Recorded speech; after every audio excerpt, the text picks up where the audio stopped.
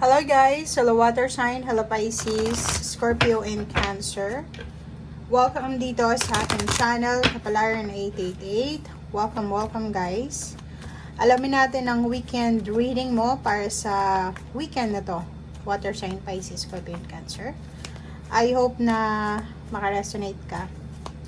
I hope na nasa mabuti ka ring kalagayan habang nanonood ng aking mga videos. So, kung ano man itong ginagawa mo sa ngayon, pwede kang mahiga, maupo para mas komportable ka sa panonood. Okay. So, first two cards natin sa unang deck is may mga water sign, Pisces, Scorpio, and Cancer sa inyo na siguro namumroblema kayo, especially Cancer and Scorpio. Or pwedeng Cancer lang. Medyo namumroblema kayo sa usaping pera. Parang nakakaramdam ng konting disappointment or pwedeng regrets or pwedeng yun, panghihinayang, disappointed ka, confused ka dahil siguro unexpected or hindi inaasahan, nawalan ka ng trabaho or posibleng nag-a-apply ka ng trabaho pero hindi ka makapasok-pasok. So, meron ka siguro ngayong weekend na to na issue tungkol sa trabaho or sa pera, financial, tangible, or physical things. Okay. 7. Yung iba naman sa inyo dito, may trabaho kayo. Pero, sobra kayong busy. Araw-gabi, busy. Kailangan yung mag-overtime, kailangan yung mag-double time kasi marami kayong obligasyon. Is either marami kayong anak na pinapag-aral or posibleng yun, marami kang binubuhay, breadwinner ka siguro, or marami kang kailangan na bayaran na bills or kung ano pa man. Okay, thank you.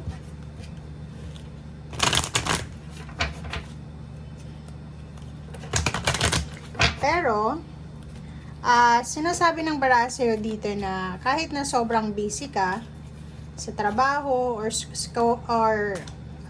kahit namumroblema ka sa usaping pera, wag mong kakalimutan na bantayan or alagaan ang iyong health, physical health, mental health, kumain ng tama, matulog ng tama, bawas-bawasan yung negative thoughts.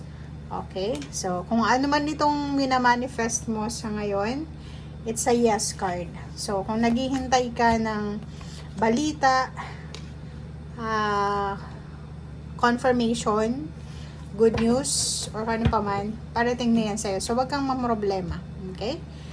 And mag-focus ka lang sa kung ano yung kaya mo sa ngayon. Wag kang masyadong advance mag-isip. Wag kang masyadong mag-overthink. Kasi pag masyado tayong maraming ini-expect sa ating kapaligiran or sa ating sarili mismo, doon lalabas yung pressure.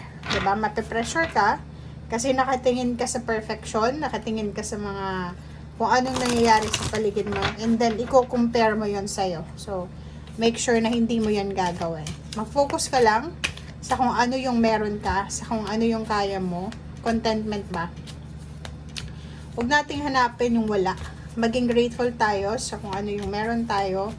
Maliit, malaki, maging grateful, magpasalamat. Wow. So, yun, be still. So, yun, kapit lang. Yun yung sinasabi ng baraha. Kumapit ka lang.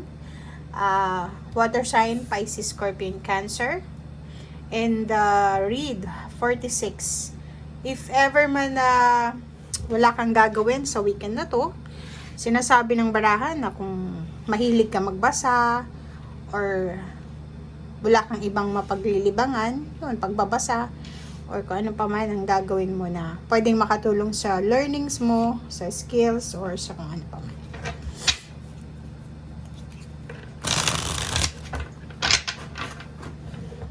Okay. First card natin is Queen of Pentacles. Yun. Ang focus nyo talaga sa linggong ito is money. Ang focus nyo is magkaroon ng stability, balance, sa usaping financial, tangible, physical, earthly things, pera. gusto nyong magkaroon ng stability. Like, hindi ka na mamumroblema sa usaping pera, or hindi ka na masyadong magpapanik. Parang ganun. So, yun yung concern mo dito eh.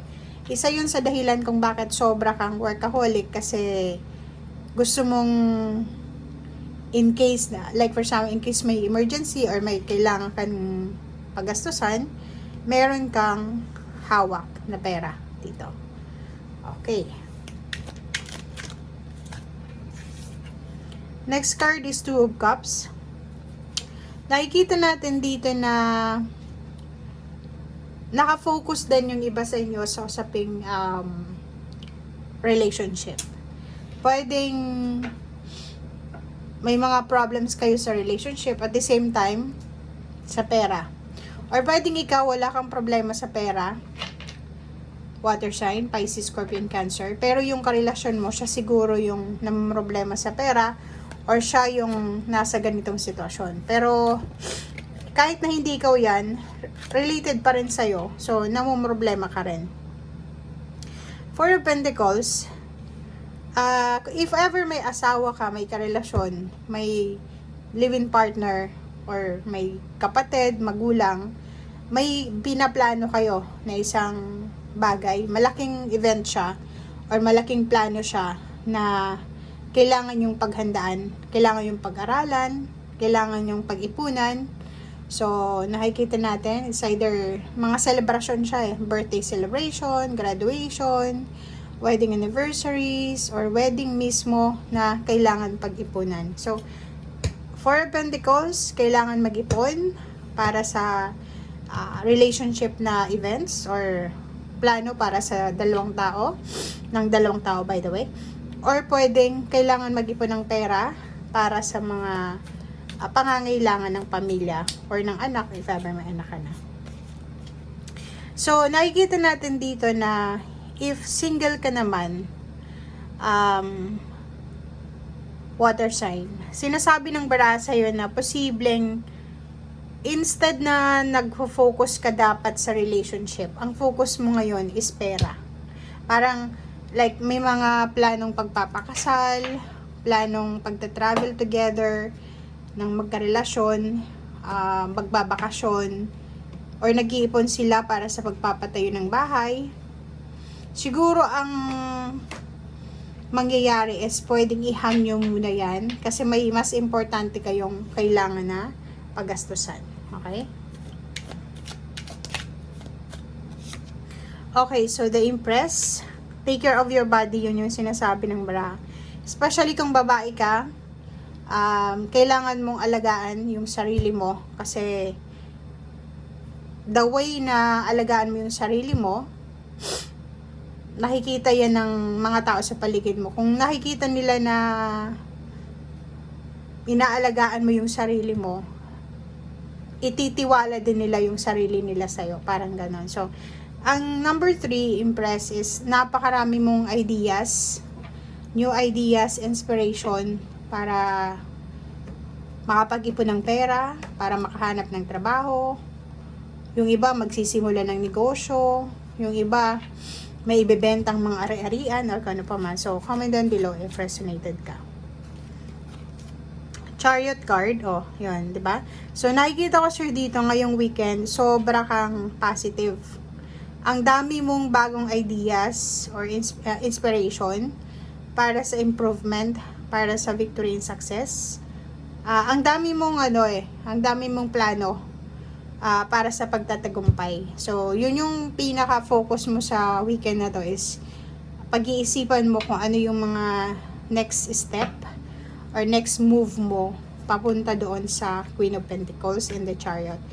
Kikita natin, may nagpaplanong mag-travel, lumipat ng trabaho, kung may negosyo niya, pwedeng babaguhin niya yung strategy sa negosyo, or pwedeng yung iba naman is mag-open ng another branches or kano pa man. So, comment down below. Last card natin is Knight of Cups. So, yun. Mayroon ditong single. Pwedeng, hindi naman ikaw to.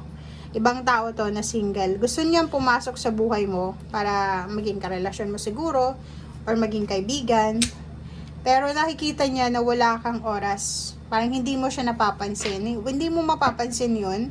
Lalo na kung ang focus mo is trabaho, pera, pag-iipon. Okay? So, yan guys ang sinasabi ng baraha. Maraming salamat and see you again. Bye!